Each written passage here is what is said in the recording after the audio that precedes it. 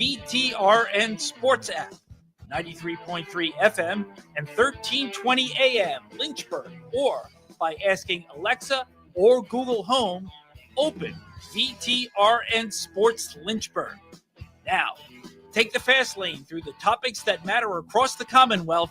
This is the Fast Lane with Ed Lane.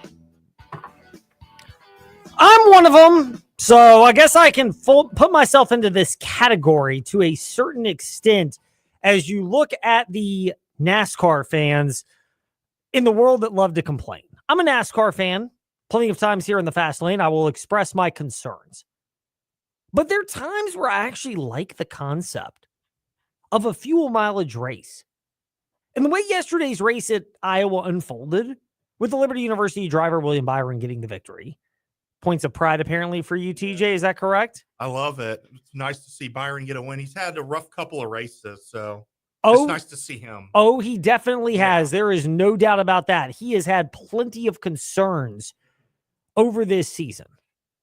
But he finally found a way to get to victory lane. And there are NASCAR fans that are complaining to a large extent about the concept of fuel mileage races, about how the race unfolded at Iowa. I'm okay with it. Like, occasionally you can have a fuel mileage race in NASCAR. It's okay. This is a sport where, let's be real, of all the sports out there, this is the one where fans are the most resistant to change. Some of it justified. The idea that we should move races out of Darlington and Rockingham and go to other venues which really weren't that exciting. What's the old phrase? Don't urinate and then tell me it's raining. That phrase. I'm butchering it, but I'm going to try to use a more parental-friendly phrasing of it here in the Fast Lane. Have you heard some variation of that, TJ? Yes, I have. That was... I mean, literally. And that's what NASCAR was doing for a while with the whole, let's move out of the South. Let's take the Southern 500 off of Labor Day at Darlington and move it to, other venues across the country. And I will say this, before it was demolished, California actually had evolved into a really good race. Texas never evolved into any good race ever. It never has been good. Everything is better than that track. And NASCAR moving races from the Rock and from Darlington to like Texas or New Hampshire, that's the definition of, going number one and then trying to tell me it's raining as opposed to just you're going number one. I mean, I was born at night, true story, but I was not born last night. One of my favorite phrases to also utter. And that's what NASCAR had done for a while. So I get it from that sense. But then there's the whole idea of God bless him. Friend of ours in the Fast Lane, Mike Neff of FrontStretch.com.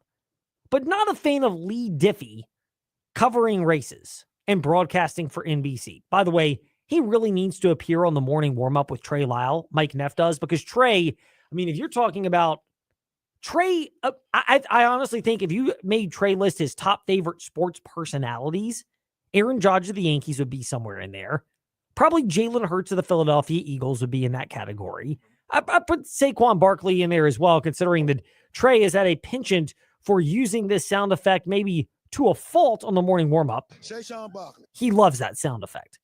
But then there's a couple of voids, and I think Lee Diffie is honestly on that. And by the way, to Trey's credit, Front Stretch, Bringing the Heat podcast last week, great interview with Lee Diffie. So let's give credit where it's due. Trey has spoken with Lee Diffie. We just, we're going to be selfish for 10 seconds here and say we'd like for Trey to bring Lee Diffie to the morning warm-up.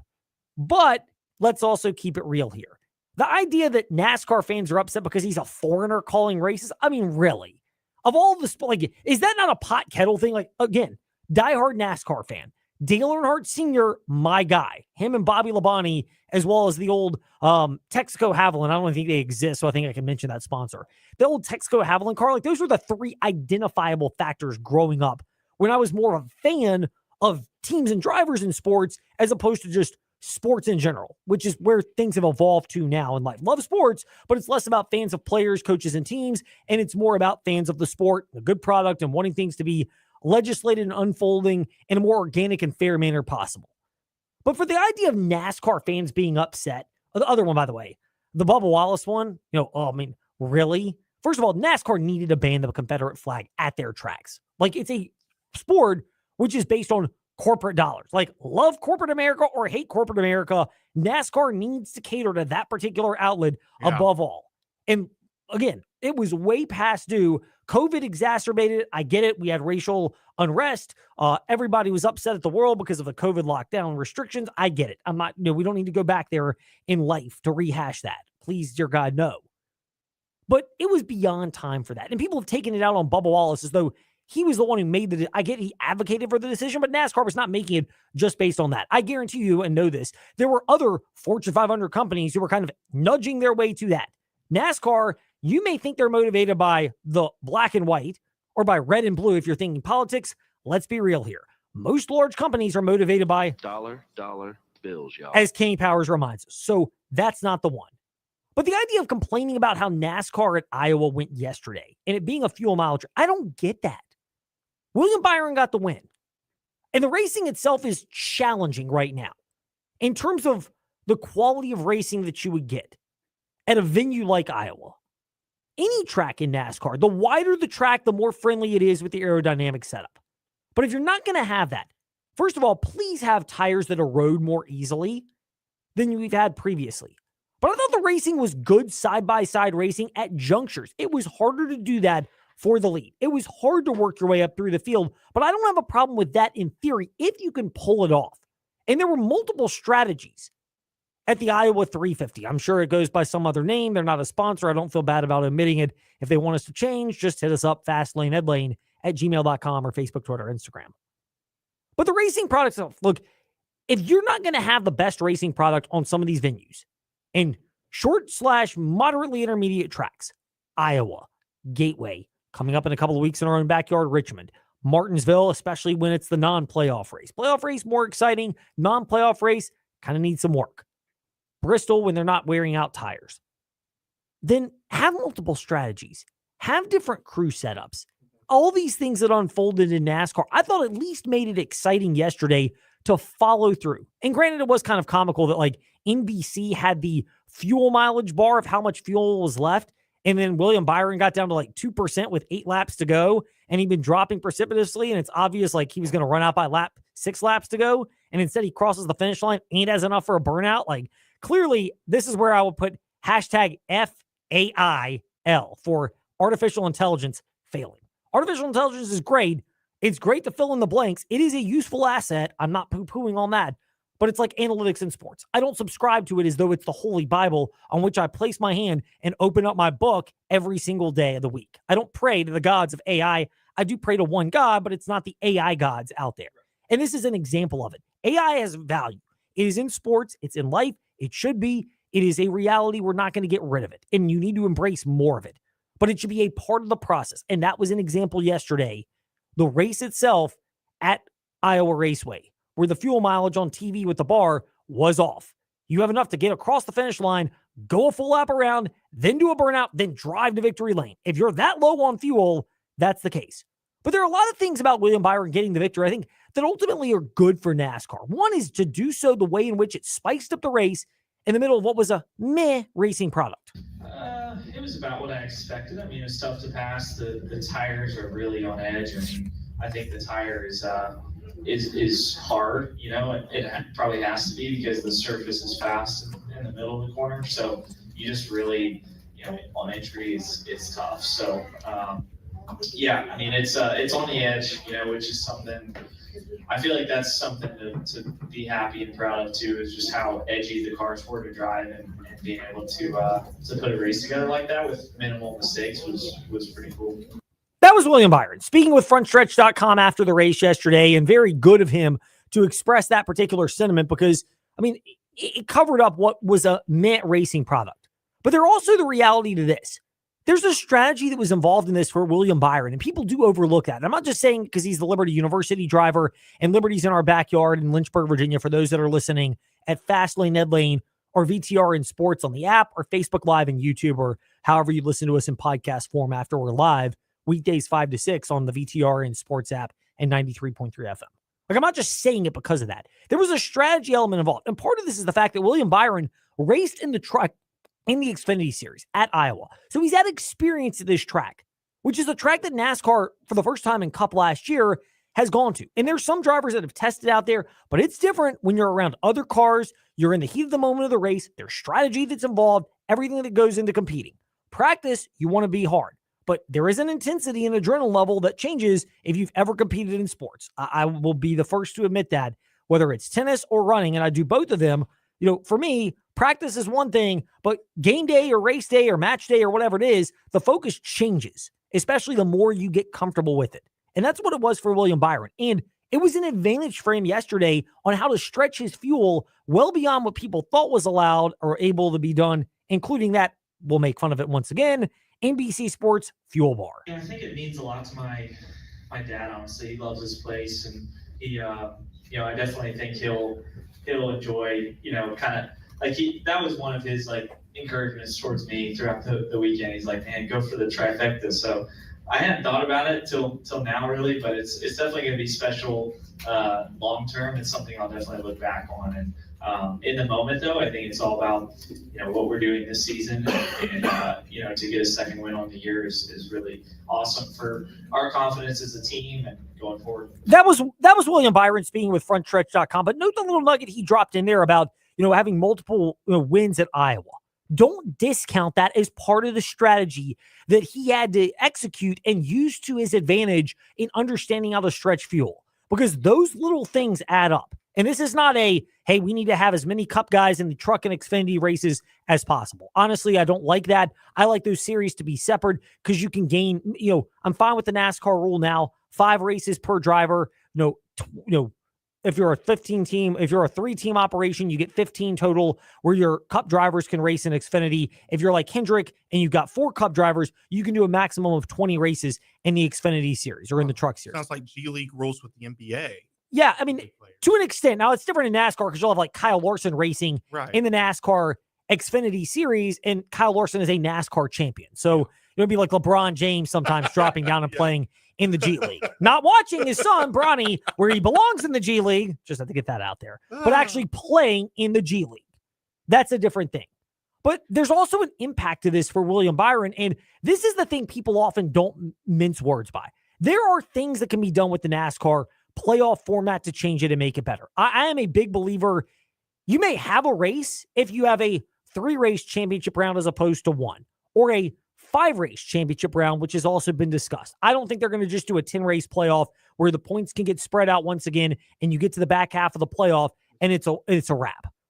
I get it. And I know NASCAR fans can't stand that, but I am fine with a chunk of playoff races and elimination style that goes into that. But I'm a fan of 3 championship races at the end as opposed to 1. If you stretch it out over 3 and you've done it over the course of the season, good for you. But I'm fine with that.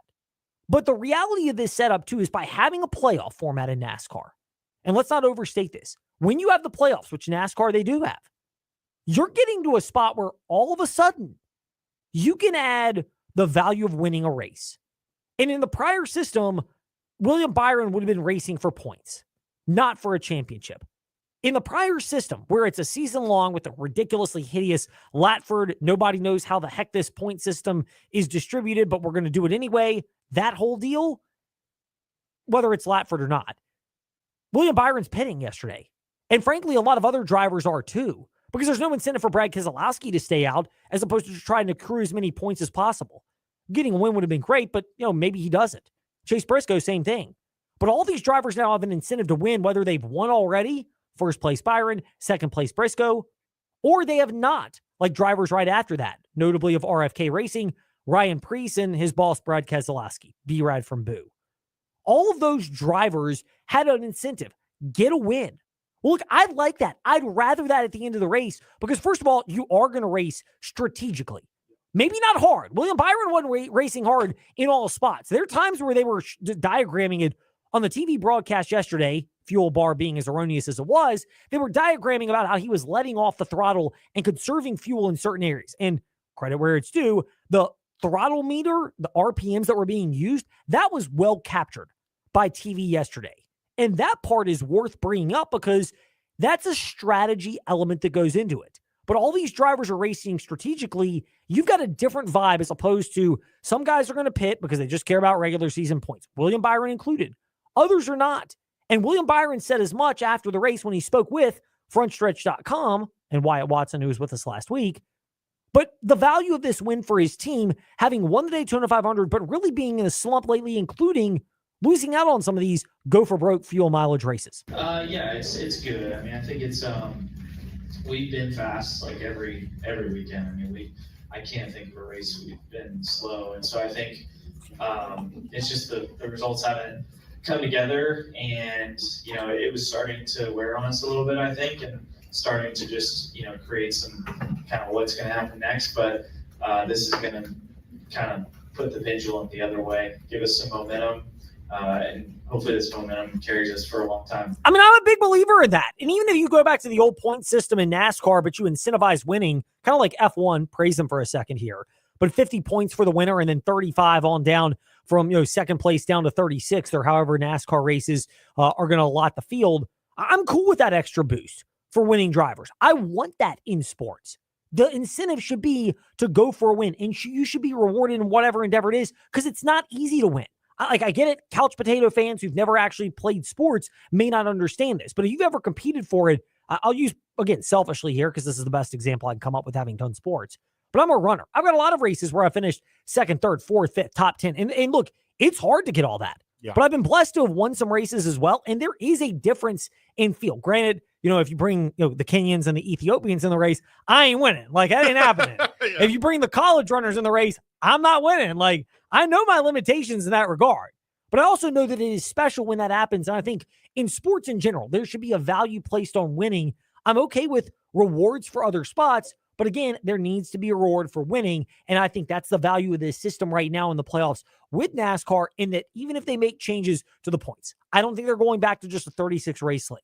I don't think you're going to do 26 races in the regular season and 1 10-race dash for the championship. I think you're more likely to get, instead of 26 races in the regular season, it goes down to 24. And all of a sudden you have 4 rounds with 4 drivers eliminated after each round of 3 races each. After 3 rounds, 4 drivers gone, down to 12. After another 3 round, 4 more gone, down to 8. After that round, 4 more gone. Then you have your final 3 race round for your final grouping of drivers in NASCAR.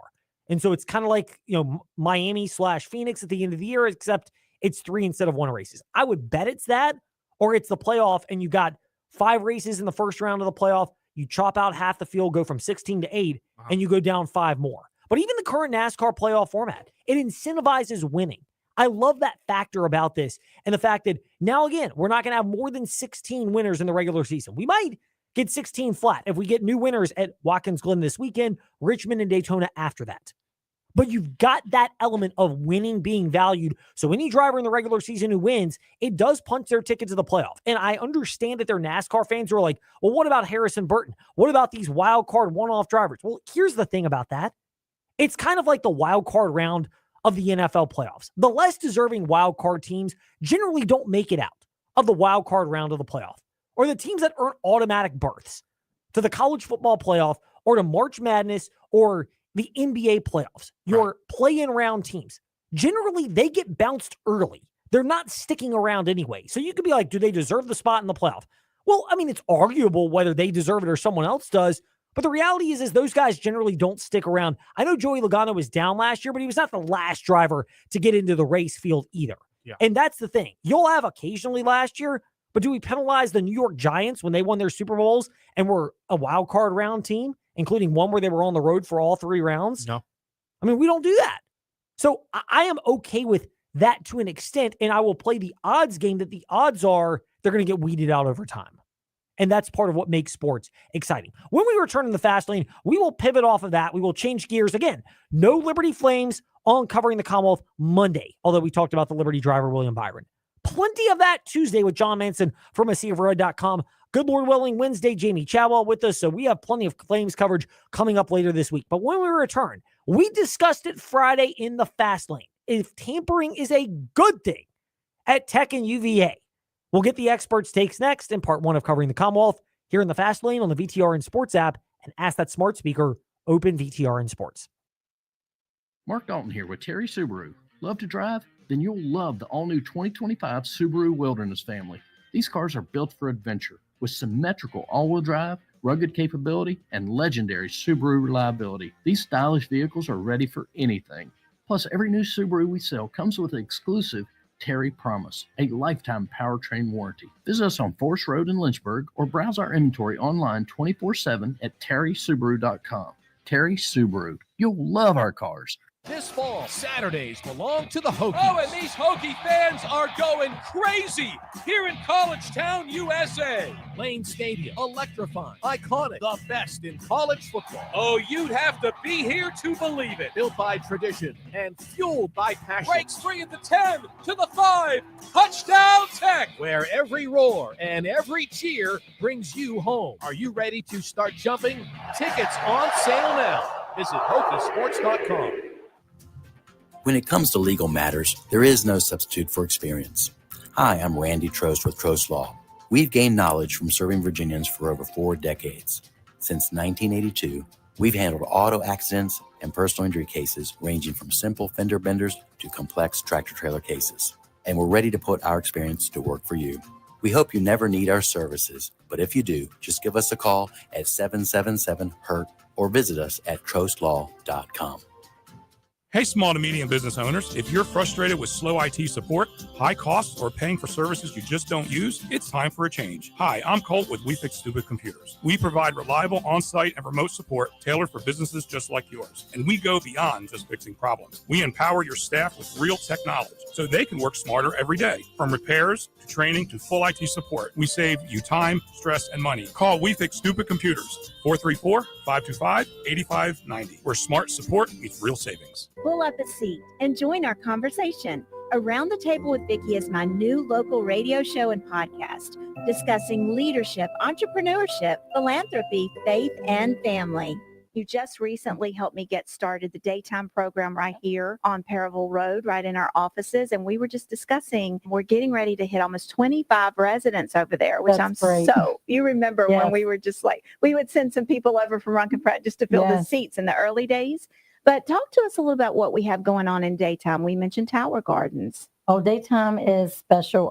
That again is a place where your loved one can come that can't stay at home, but they do just as much as our other communities do. We have Tower Gardens for the ones that like gardening. We still do cooking things for them. They still go out to eat. We offer van rides, arts, crafts, the whole 9 yards. Music, lots of music. Lots of music comes in. Right. And the I Tower hang out at the Garden. Tower Yeah, Gardens. you do. Yeah. That's what I was getting ready to share. Our Tower Gardens inside daytime are used seasonally to help grow whatever flowers Christopher's getting ready to place at the facility at each entrance. And I think that's so cool because it really does show that they're playing a very big role in making sure that they're watered and giving them a lot of love and singing to sometimes, because we know plants love all that. Yes. And it gives the residents a chance to connect with a bigger, broader purpose. Around the Table with Vicki, Saturdays at 10 a.m. on WIQO.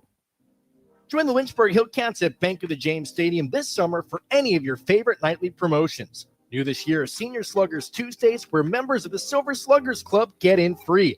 Wednesday is Winning Wednesday, where purchasing one ticket gets you into every Wednesday game the rest of the year. As always, we'll have Thirsty Thursdays and giveaways and fireworks on the weekend, and free admission for Kids Club members on Sunday. Get your tickets today at lynchburg-hillcats.com.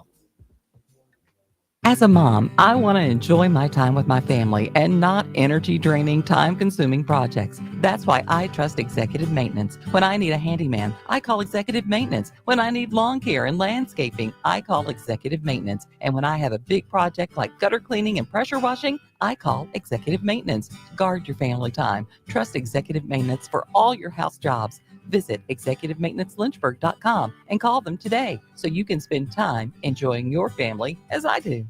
More than 80 million Americans depend on AM radio each month for news, weather, and emergency information. A new bill in Congress would make sure AM radio remains in cars, because when cell and internet services are down, this free service could be your only lifeline. Text AM to 52886 and tell Congress to support the AM Radio for Every Vehicle Act. Message and data rates may apply. You may receive up to 4 messages a month, and you may text STOP to stop. This message furnished by the National Association of Broadcasters. Hi, I'm Zach Mackey, the voice of Virginia Tech Hokies men's basketball. Start jumping. This is your home for the Hokies. VTRN Sports 93.3 FM and the VTRN Sports app. Step into the Fast Lane 24/7 at Trey Lyle VT and Fast Lane Ed Lane on Facebook, Twitter, Instagram, YouTube, and wherever you listen to podcasts. Now, back to the Fast Lane. I mean, you could say making it rain money is part of what we like to discuss because we do discuss dollar bills, y'all. Quite often here in the Fast Lane. And it's where we begin.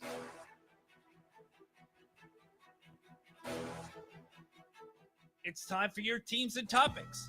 Covering the Commonwealth, a look at teams and topics from around the Commonwealth. Let's start with the JMU Duke. Shane Metlin, DNRonline.com, with us here in the Fast Lane. Shane, JMU Athletics surpassed 10,000 donors for the first time in the most recent fiscal year. And in addition to that number being up by about 1,400 from last year, they also topped the $7 million mark in donations for the first time. Is this hitting their ceiling, or is this just continuing to be innovative and tapping into more sources of revenue in spite of the fact that there's been some leadership challenges and changes in Harrisonburg?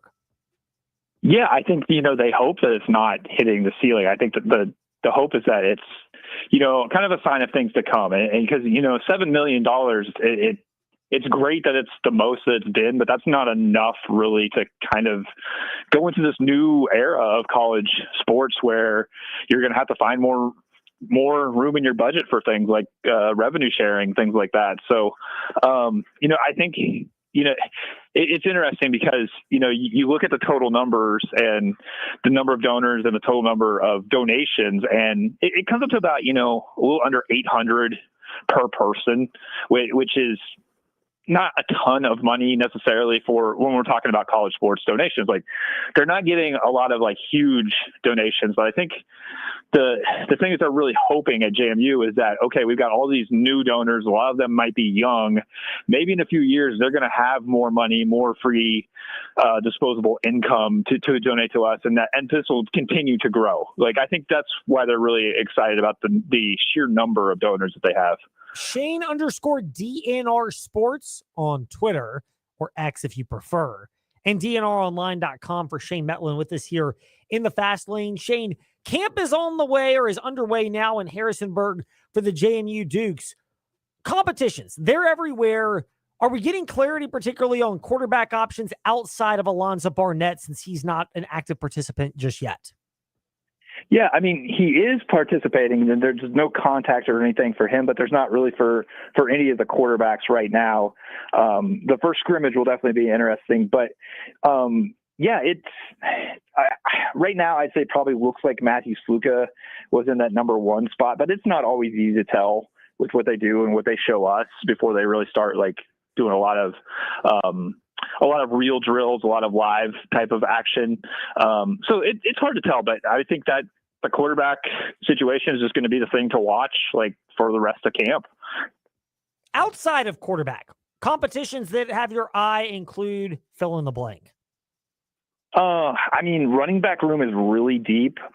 So I think George Pettaway is coming off a great year last year. In many cases, he'd be the kind of guy that would coming off of that great year would be getting a ton of carries, but I think they're probably going to spread that ball around. And, Ayo is a guy who's rushed for 1,000 yards in his career. He could be in line to possibly be the starter at that position. You never know. Where guys wind up on the offensive line. Looks like Zach Greenberg maybe playing some center. He's a North Carolina transfer. So I think we have a pretty good idea who probably the five starters are going to be on the offensive line, but where exactly they line up, maybe one of the things to keep an eye on. So yeah, there's a few different things to look at, especially on the offensive side. Pivoting off of that, Shane, to this interesting development, Maddie Leach, who's a 4-star prospect, and she's one of the top guards in the country. She actually committed in person on site to JMU. How big is this for the Lady Dukes coming off of a close but not quite enough last season to have this type of momentum where it doesn't impact them, and if anything, they have more of an appeal in women's basketball? Yeah, I mean, I think it's big. I think, the fact that she seems to be so excited about the commitment, it's not just really like a placeholder for her at this point. It doesn't seem like the fact that she drove to Harrisonburg to do it in person, from the Williamsburg area. So it's a, in state. It's not like she crossed the country to do it or anything, but like she's making an effort to really become a part of the program already, which I think is, probably what you want to see if you're Sean O'Regan, who coaches JMU women's basketball, like to see somebody that bought in when, not everybody plans on sticking around wherever they go for a while. So that is kind of an interesting aspect of it. Shane, the insight is always interesting at DNRonline.com and it's Shane_DNR Sports. Good to chat some Dukes with you today in the Fast Lane. We hope to have more clarity when we chat again in another week. Yeah, thanks for having me. Jerry Ratcliffe, veteran UVA reporter from JerryRatcliffe.com, stopping by the Fast Lane. Hootie, great to be speaking with you. Tony Elliott found that preseason 14th place vote for the Virginia Cavaliers in the preseason ACC poll to be a motivational chip for this particular team. Are you buying into that, or are you buying into the fact that this may be a justifiable situation to be projected low, even with the investments made and the relatively easy schedule? We'll get Jerry Ratcliffe back on in just a second. We had some technical issues, apparently, trying to get a hold of Jerry Hootie Ratcliffe with us here. I'll throw this out there, though. I have been consistently, when it comes to the Virginia Cavaliers, in the prove-it camp mode about whether they need to do it or not and what they need to show to ultimately get a win or to get wins. Put that on the hook and just try it that way, TJ. All right. Hootie, we got you? Okay. Hang them up, call them back. We'll get this thing figured out and turn the phone line off over there. I'm just coaching TJ. This is Radio 101 right here. The investment has been made. There are over 30 new players. You have 2 new quarterbacks in Chandler Morris and Daniel Kalen. There have been investment in the offensive line to the point where even though you lost projected left tackle Monroe Mills to that knee injury and he's not going to play at all this year, there should be other players that are worthwhile for Virginia to go in. And oh, by the way, we mentioned this too, the tampering allegations that were alleged with running back Jamari Taylor from North Carolina Central coach Trey Oliver that he levied against Virginia Tech. Taylor's at Virginia this year, which speaks to the strength of what Virginia has theoretically brought in on the recruiting trail. When you add those elements, this is something where I don't think it's unjust to have the expectations high, but I mean, the majority of the perception around the Virginia Cavaliers have been twofold. One of which is they've not done much with the talent they've had. Look at the close game losses last season and in prior years with Tony Elliott, which to me, again, it's a reasonable concern. It's also the idea, and look, when we've spoken with national people who cover the ACC, there's been a real sense that the tragedy on grounds a couple of years ago was a setback. But there is a sentiment from fans out there. I'm not saying it's right or it's wrong, but that was something that hung over the program a little too long and made it difficult to move beyond that and judge Virginia. Well, to me, you're in a judgment year because of what you've invested in the roster, the extensions for Tony Elliott and his staff, and everything else that's gone there. But I completely get the skepticism about Virginia. Meanwhile, for Virginia Tech, the other side of that equation is what we mentioned, which is it a point of pride that you were even mentioned with the tampering allegations for running back Jamari Taylor? Did not go to Virginia Tech. He was brought up by North Carolina Central coach Trey Oliver. David Cunningham of TechSideline.com in just a moment. Now to the Virginia Tech Hokies. With David Cunningham of TechSideline.com. David, going to be chatting with you. Are the allegations levied against Virginia Tech by Trey Oliver, the North Carolina Central coach, who alleged, and this seems to be a bit far-fetched, that Virginia Tech had somebody on the field at a football game tampering with running back Jamari Taylor? Is that something that should actually be maybe a little bit of a point of pride for Virginia Tech, that, hey, they're at least being accused of doing something that most programs are doing and trying to get the best players to Blacksburg? Yeah, Ed, great to be with you. It's certainly an interesting topic of conversation. I don't think you've seen it many times, maybe a handful here or there, of some coaching staffs accusing others around the country of tampering. I think there was a Miami of Ohio coach maybe that accused like Alabama last year of like stealing the team's kicker, but it's few and far between. I think this instance is very interesting. We asked Brent Pry about it last week, and he was basically just like, we looked into it, the school looked into it, and nothing there worries me. He didn't go into detail at all. He didn't say it happened or say it didn't happen. What I do find interesting is that Jamari Taylor ended up at Virginia. He didn't end up coming to the Hokies. I would argue that the Hokies actually got 3 pretty good or maybe even better running backs in the transfer portal in Terrion Stewart, Braden Bennett, and Marcellus Hawkins. They're obviously, losing Bashal Tootin, a guy who's in the NFL now, but I thought they did a pretty good job of bouncing back in that room and adding some pretty good guys. Certainly an interesting situation where a coach says, hey, another assistant coach from a different school was on the field, on the sidelines during one of our games recruiting. That seems like an interesting place to recruit. Scouting is probably more like it, but at the same time, what are you really doing in that situation? So it's a lot of unknowns. Brent Pry, again, talked about it a little bit, didn't give any details, basically said he's not worried about it, and Virginia Tech isn't worried about it either. So kind of put it to bed late last week, but still super curious scenario. David Cunningham, TechSideline.com, with us in the fast lane, talking Virginia Tech. David, your colleague Andy Bitter is the one who probed Brent Pry after appearing on the Morning Warm-Up with Trey Lyle last Thursday. But your other colleague, Chris Coleman, had an interesting point in the most recent TSL podcast about the connections between North Carolina Central coach Trey Oliver and Virginia, much more so than Virginia Tech. Is that something that you kind of view into this as well? That, maybe there's a little bit of a backlash against Virginia Tech when maybe there were other schools that were sniffing around the same player. Could be. I'm not really sure. He obviously has some of those connections. He's from my neck of the woods. He's a Yorktown guy. I could see the connections just with players who went to UVA. He's got ties to UVA, and I could understand why he maybe helped Taylor go to UVA if that's ultimately where he wanted to go. But, in this day and age, it's kind of a free-for-all, everybody for themselves. You're trying to recruit the best players, and a lot of it comes down to how much money you have and are willing to offer. There is a lot more tampering that goes on behind the scenes, I guarantee, than people talk about. And I'm not really surprised that this came up. I do find it very funny that it's not a player that ended up at Virginia Tech. I think that would be a completely different story. If it's, hey, this guy ended up with the Hokies and Virginia Tech tampered to get him. But it seems kind of like a non-issue, especially with the way Brent Pry talked about it. I could be off on this, but you're not doing your job if you're not a general manager in a school with the resources that you're just scouting players at every single program. Recruiting on the sideline seems far-fetched, but look, it seems to me with social media in particular and the ability to get after, I'm going to use air quotes for this, agents. I say it because, Uncle Stu and, your best friend Bob don't really qualify as like Rosenhaus representation agency. They're not in the same sphere, but they have influence in college. To me, there are other ways to get at these athletes outside of being on the sideline. Yeah, absolutely. I think everybody's film is out there nowadays.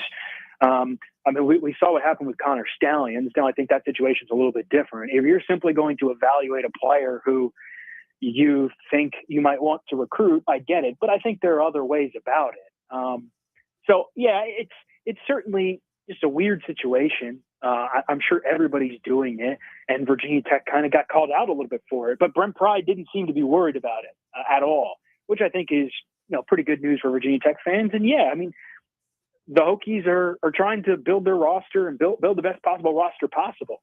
And I think they're kind of going about every avenue. If you recall, that's North Carolina Central. If you recall, Bashal Tootin came from North Carolina A&T. So there are some pretty talented players down in those ranks. Can you find them? We'll see. I'm honestly very interested now, Ed. This is another storyline to kind of weave into the Commonwealth Clash later in the year. Who knows what the coaches' situations and what the records will be like. But everybody, I know I will be watching Jamari Taylor to just kind of get a sense of, hey, what is his game like against the Hokies? Because that could be a pretty unique storyline in that game come November. David, we'll wrap it up on this. And I know these are like off-season topics as camp is already underway, but we might have to ask for a little bit of forgiveness. Is more than saying sorry. It's an explanation because Virginia Tech and Old Dominion have altered their football series, canceling a couple of games and ending it in 2030. We know that college football may look drastically different at that point anyway, with that being kind of the earmark year for realignment. What does this do for Virginia Tech? Most notably, does it open the door for West Virginia to pop in a couple spots? I think so. I think in this day and age where the ACC has gone to a revenue sharing model that factors in television eyeballs and that those metrics, it's very important that the Hokies are playing marquee games. South Carolina this year in the opener is a great example of that, but there has to be more of that. Tech's schedule next year is interesting because I don't know that Tech will change it, but you've got James Madison, Old Dominion, and VMI all on the schedule with Maryland on the road. But you have to play more of those marquee games if you want to make more money. That's just the way it works nowadays. That's what you're going to see with this ACC revenue sharing model.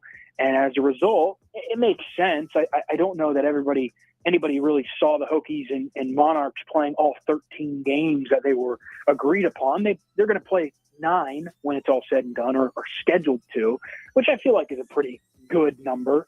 But yeah, I think it opens the door for a team like West Virginia. People want Tennessee, maybe.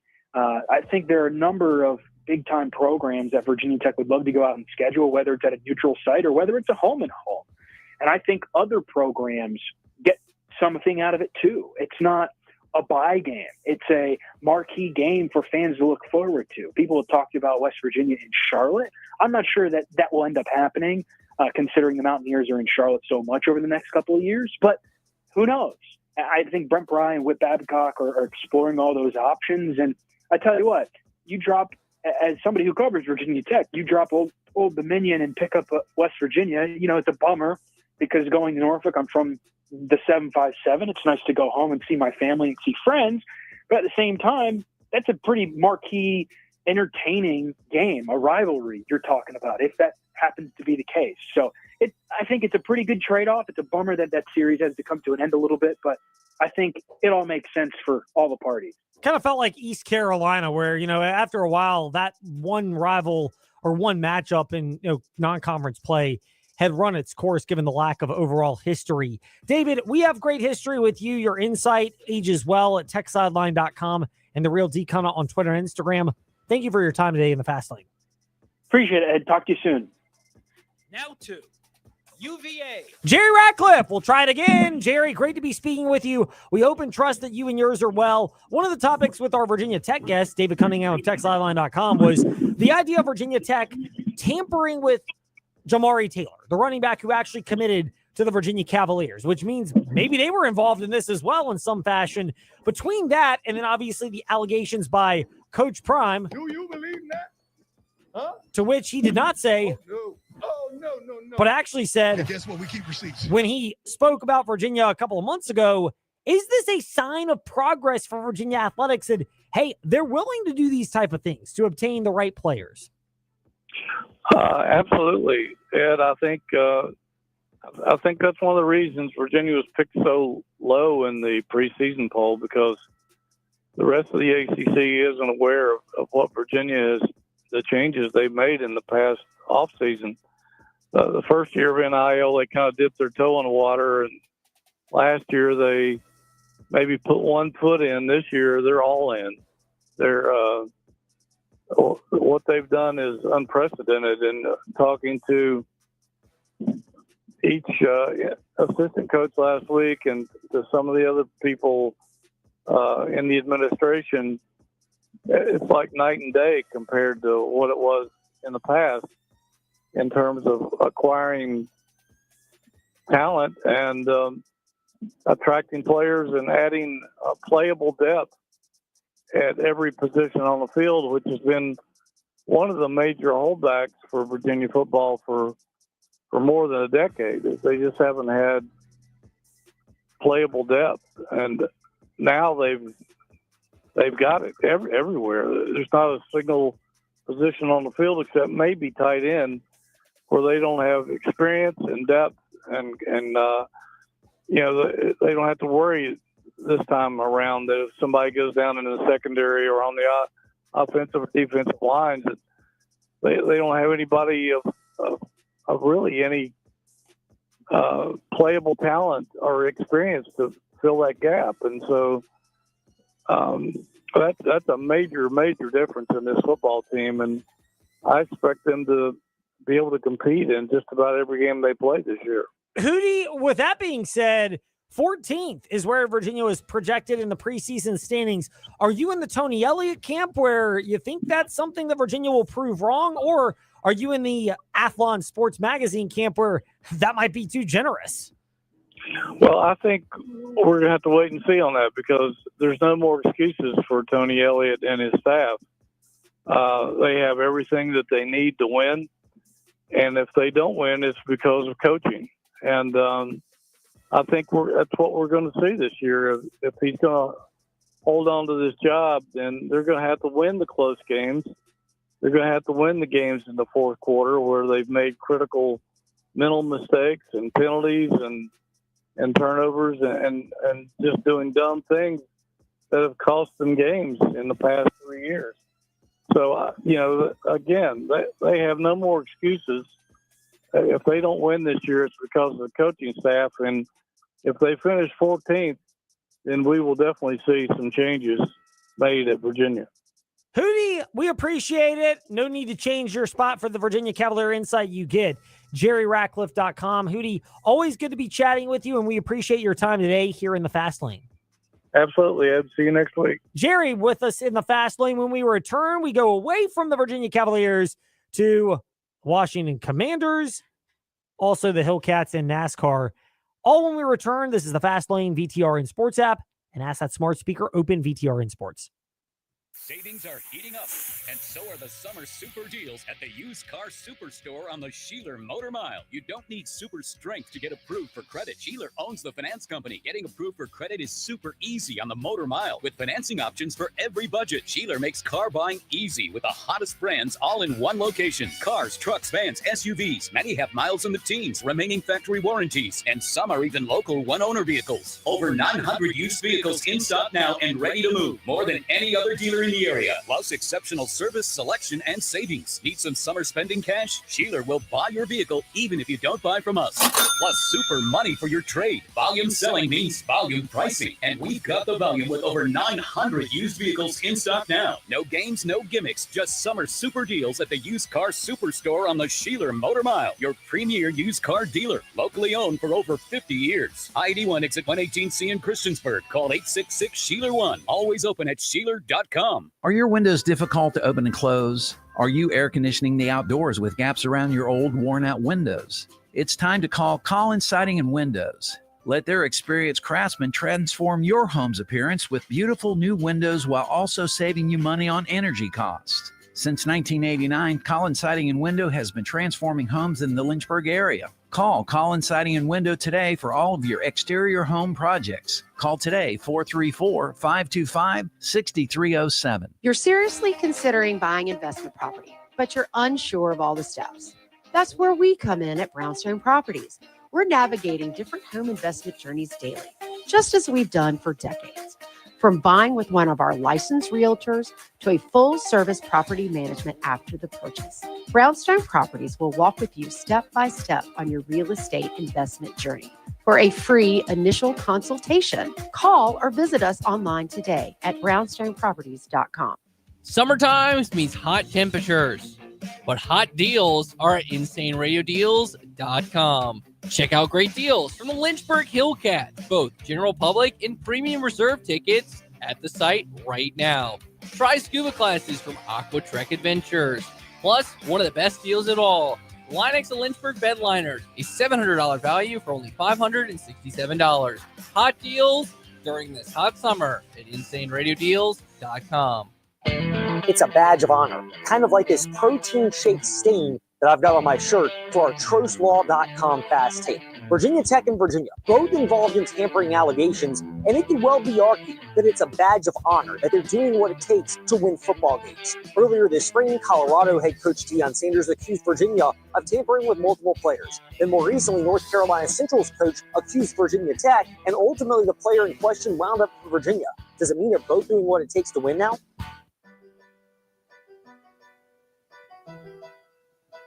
Step into the Fast Lane 24/7 at Trey Lyle VT and Fast Lane Ed Lane on Facebook, Twitter, Instagram, YouTube, and wherever you listen to podcasts. Now, back to the Fast Lane. Are we in the minority? It appears we are. But how much of a minority? Find out now in part 2 of Covering the Commonwealth.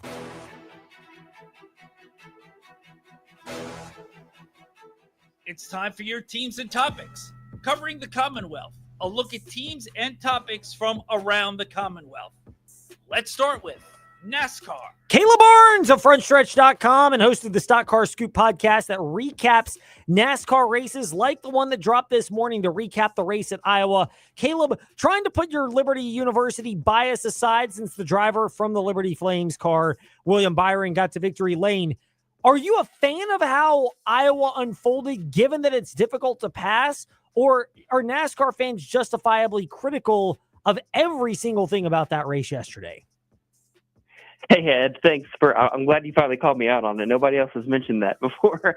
On one hand, I don't have a huge issue with the fuel mileage aspect of it, because a guy like William Byron, we have seen him run out of fuel in literally 2 or 3 other fuel mileage instances this year. So I think some people were upset with feeling like they're being fed some fuel numbers that don't make sense. But Byron has run out a couple of times this year, but the passing side of it has just been atrocious, and it's been a consistent theme. And I feel like a lot of the fan frustration has been focused on the points format, and then we go to a short track and it shifts to the lack of passing and how hard it is to pass and everything. And then we'll go back to Watkins Glen or something else, and it'll shift back to the playoff format with a surprise winner. But I feel like the root of all these problems really does come from this car and just how hard it is to pass. And I think yesterday's race at Iowa was yet another example of that, and about how short tracks like in the Xfinity Series are consistently one of the most entertaining races. But then on the Cup side of things, it's just so hard to pass, and it really takes a lot out of fans who are watching, who are wanting to see that classic short track action, and it's just non-existent at this point. What can reasonably be done to make that more entertaining outside of just changing the entire car, which that would not come until the 2027 season? In all honesty, I'm no engineer, so I don't really know what the fix would be, but I just feel like the cars have way too much grip with the tires, and it's kind of the car platform as a whole. And like maybe there's a way that they could look at getting back some smaller tires and that lose more grip or something like that. But again, Goodyear's been kind of put in a tough box, because every time we go to a short track, everybody turns to them and it's kind of like, hey, Goodyear, what the heck? Our tires didn't fall off. And that's the one key to making this thing good. But it's really hard to be able to put this all on Goodyear whenever it really just seems like a car platform issue. And I hate to say that I don't have an answer for you or for me or for fans or anyone else, but I really feel like the car redesign is really the only thing that I hope NASCAR is already working on it. I hope that they're really taking their time and working hard and not trying to rush it, because if you listen to Denny Hamlin's podcast, he's mentioned a couple of times, he's started to say that he kind of feels like this thing ended up being rushed. And so hopefully the next platform, they'll really take some time and look at the details and get this thing right. We're chatting with Caleb Barnes of FrontStretch.com. Caleb, last one for you. Is the winning you're in part of the NASCAR chase format? Some fans hate it. I actually like it, and I don't mind the playoff format, although I think you need more than a one-race championship at the end. But is the winning you're in part, is that the redeeming quality of yesterday? Otherwise, William Byron might pit, other drivers might, and you might just be saying, well, let's just see what points we can get, as opposed to sticking it out there and seeing whether we can or can't make it on fuel.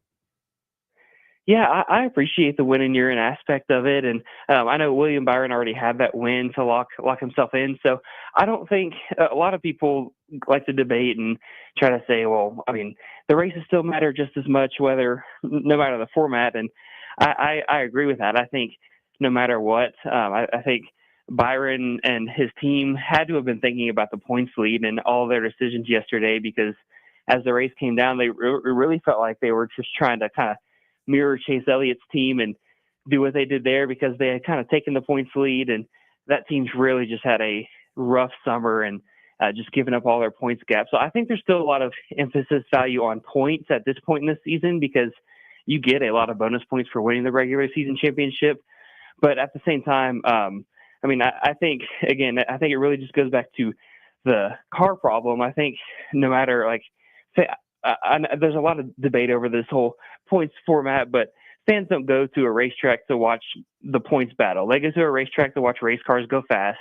They go to a racetrack to watch cars get sideways and drivers put these things on the edge of the grip and everything else. And so I think, not that the point system isn't important, but I think that the underlying issue that's really been boiling and kind of starting to maybe overflow a little bit is the issues with the car. And once the car gets right, I think fans might have a little bit of a less of a qualm with the points format versus the racing on track hasn't necessarily been great. And then to add to that, just the parity on track is making things in the points close and a lot of different winners. And it's just kind of made a whole mess of things the last kind of season and a half or so. No messy insight. It's clear and easy to find. Caleb Barnes _ on Twitter. We refuse to call it X. And also at frontstretch.com. Caleb, good to chat with you. Love hearing your Front Stretch Stock Car Scoop podcast to start my Monday morning when I work out and get the week going. Thank you for that and for joining us today in the Fast Lane. Thank you, Ed. I appreciate it. It's always our pleasure to have Caleb Barnes in the Fast Lane on W227BG Timberlake, WBGM AM Lynchburg, WMNA Gretna, Danville Southside.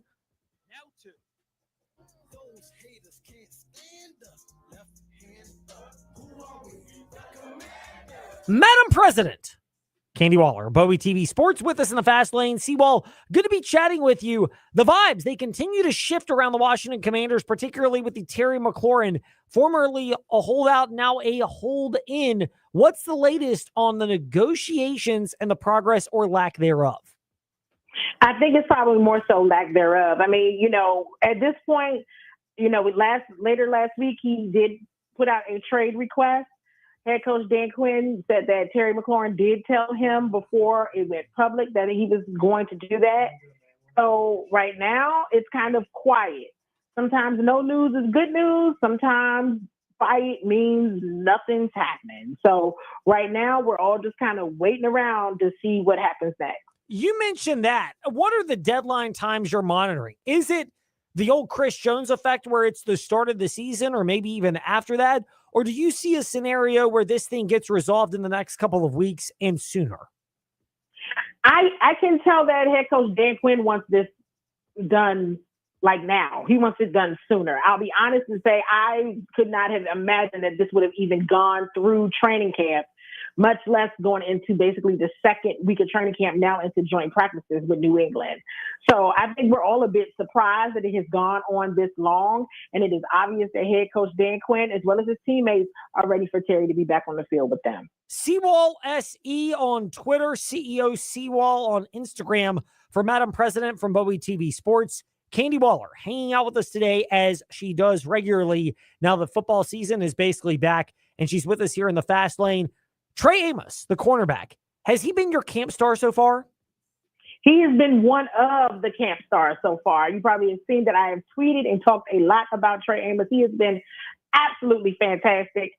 He's just been great. He has been really, really great. I know there's been a lot of conversations around Bill, around, Ja'Cory Croskey-Merritt, also known as Bill, the new rookie running back, of course, around Jalen Lane, which have all been fantastic. But, man, Trey Amos is just not afraid of the moment at all, and he knows how to really get after it. Overall, Mikey Sainristil as well. He's been fantastic. There's been others, but Trey Amos absolutely has been a standout so far. How about my boy Michael Gallup, Seawall? You know what? Michael Gallup's been kind of quiet, which is not good. I feel like I really saw him for like the first few times on Saturday, which isn't a good thing because that wide receiver room is so deep. Wow. Tense times for our own TJ Wilkerson with this guy, Michael Gallup. Meanwhile, we'll wrap it up. tension? Is it starting to ease when it comes to the stadium relocation into Washington D.C. proper, particularly after the statement from Josh Harris a couple of days ago, and more importantly, the first vote to approve the RFK Stadium bill? I mean, it looks like it's going to go through. It looks like that second vote is going to go through as well. We're anxious to see if that second vote goes through because we're hoping that Josh Harris will address the media at that point in time. But that first vote was a really, really big deal. The fan base is excited. Of course, the ownership group was there on Saturday. Of course, the vote took place on Friday. Much of the ownership group was there Saturday to celebrate and engage with the fans. So everybody's really happy. We're happy to get your insights, Seawall. So thank you for sharing it with us today. Seawall Lessie on Twitter, CEO Seawall on Instagram, and of course, Madam President of Bowie TV Sports. Thank you for your time today, Seawall. Thank you so much. I'll be talking to you guys again soon. And last but not least, or maybe least, the Lynchburg Hillcats. Jas Prill 19, Twitter and Instagram. He's Jason Prill, broadcaster for the Lynchburg Hillcats. Jason, it's almost like clockwork. We get emails daily about roster changes with the Lynchburg Hillcats. They also seem like they've hit a bit of a slump here lately. How much are those two things correlating? Yeah, and I think that's exactly what this is. The team is in such flux right now. They're trying to figure out who's going to be on the team, who's not going to be on the team, who's going to be here tomorrow. Cuts are coming down the line. The draft picks are going to be assigned within the next week. So there is just so much movement and uncertainty. It's hard to go out and play when you don't know what's in store for your job. So you have to be able to block that out emotionally. And when you're dealing with 18, 19, 20-year-olds, that's a very hard thing to do when the job that you've prepared for and dreamed for could be on the line or could be changing within the next 24 hours. Meanwhile, one of the biggest things that has stood out, Jason, about the slump, losing 5 of 6 to Salem, the Hillcats recently, is the fact that the offense has really seemingly struggled. How much is that because that's the unit that's been even more decimated by the nature of minor league baseball, players getting the call up and new players coming in and having to adjust? Yeah, I think it all really stems back to Tommy Hawk when he left Lynchburg. He was such a catalyst at the top of the order that he set the table for the rest of the lineup, took the pressure off them, and he was such a threat that when he was on base, the pitchers, they would throw meatballs to whoever was next in the batting order, which was often Welvin Francisco or Luis Morejo. So their at-bats became even easier as the game went on because Tommy Hawk was such a threat. Lynchburg, when he left, didn't have anybody who could slide into that role. However, this past week, Lynchburg was just assigned a 17-year-old kid named Unaker Caceres, and he is the next catalyst at the top of the order. This past week, he went, I believe the number was 8 for 16 with 6 or 7 extra base hits, including a home run and 5 doubles.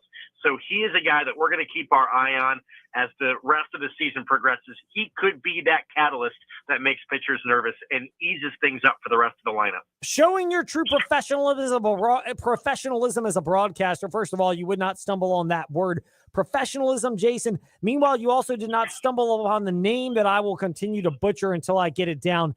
Thank you for your patience with us and your time today in the Fast Lane.